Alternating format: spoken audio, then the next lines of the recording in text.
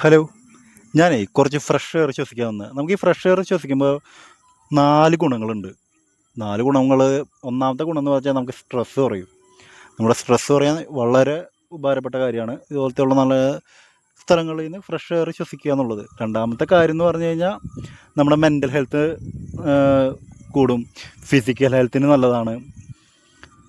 പിന്നെ last one എന്ന് പറയുന്നത് നമ്മുടെ എനർജി കൂട്ടാനും നല്ലതാണ്. പക്ഷേ ഞാനീ പറഞ്ഞത് മോർണിംഗിലത്തെ കാര്യം കേട്ടോ, മോർണിംഗ് സമയത്തുള്ളതാണ്.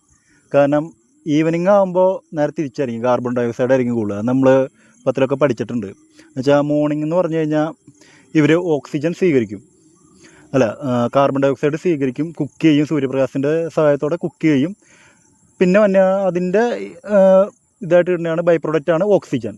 അതേസമയം രാത്രിയിലേക്ക് വരുമ്പോൾ ഇവർ ഓക്സിജൻ സ്വീകരിക്കും, കാർബൺ ഡൈ ഓക്സൈഡ് പുറത്തേക്ക് വിടും. അപ്പോൾ സ്വാഭാവികമായിട്ടും കാർബൺ ഡൈ ഓക്സൈഡിൻ്റെ അളവായിരിക്കും അപ്പോൾ കൂടുതലായിട്ടുണ്ടാവുക.